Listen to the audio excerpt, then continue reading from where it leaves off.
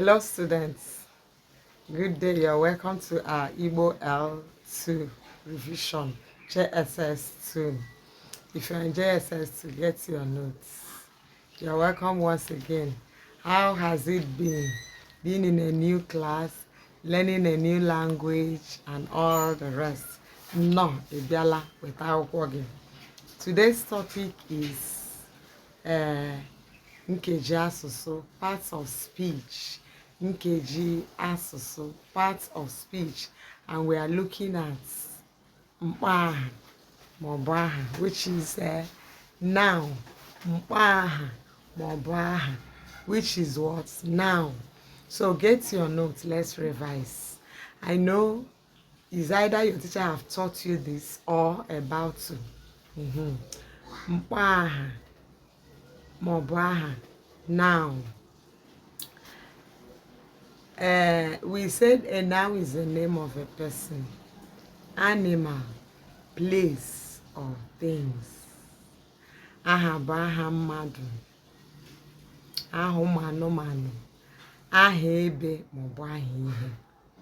Ọ ya bụ gịnị aha? That is a noun.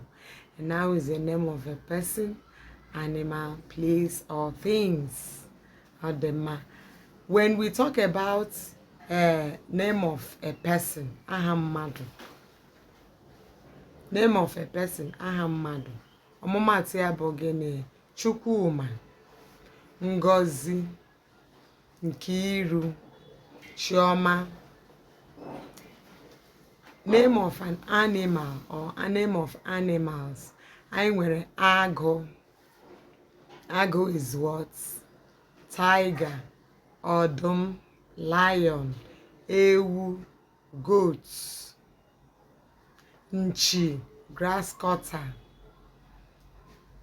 eleha, oke, rats. They are all names of animals.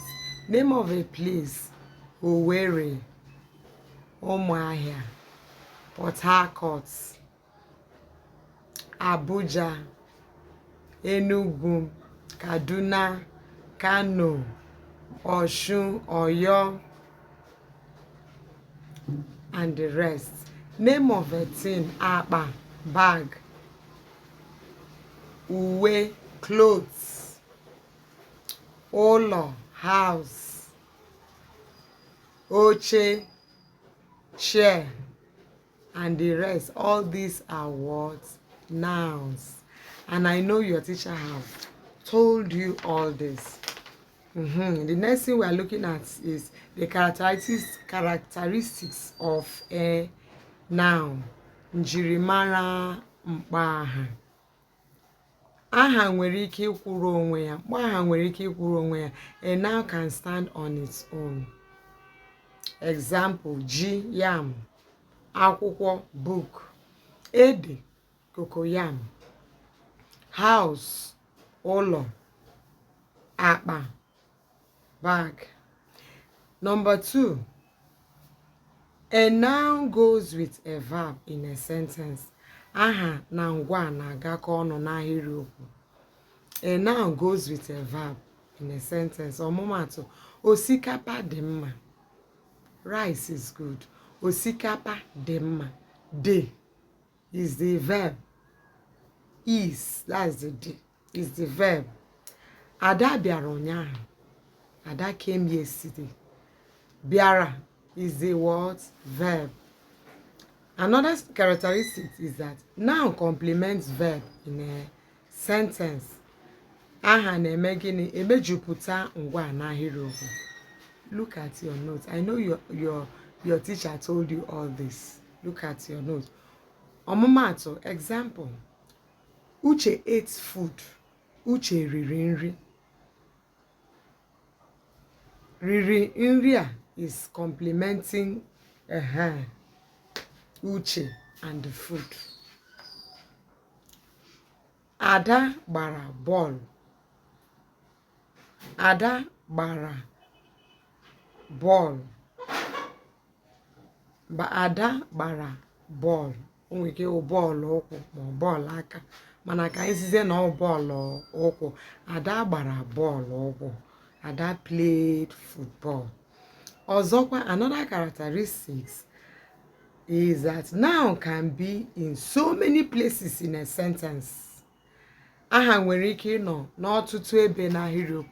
A noun can be in so many places, can be at the beginning of a sentence, at the middle of a sentence, or at the ending.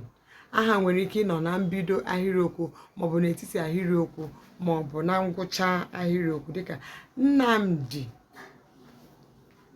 na-abịa ụlọ akwụkwọ echi.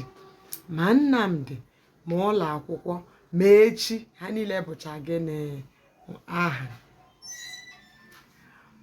Ọzọ bụ ụlọ ndị ahụ bụ ụlọ Chike na ụmụnne ya. Ma ụlọ ma Chike ma ụmụnne ya, they are all noun. Okay, they are all what? Noun. So these are the characteristics of a noun.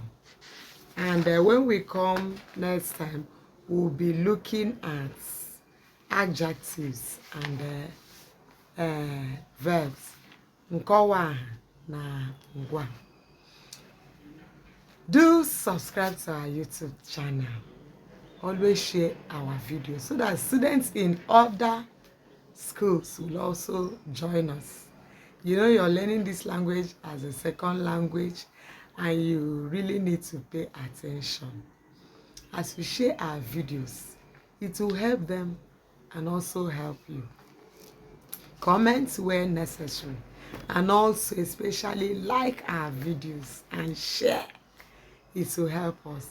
They will. I still remain Odoziako, Elizabeth, Kenneth, Amogo. Akambokwa Odoziako, Elizabeth, Kenneth, Amogo. Onye nkuzi na-amụgharịrị gị ihe ọmụmụ gị niile. Ndewo, ya gazie.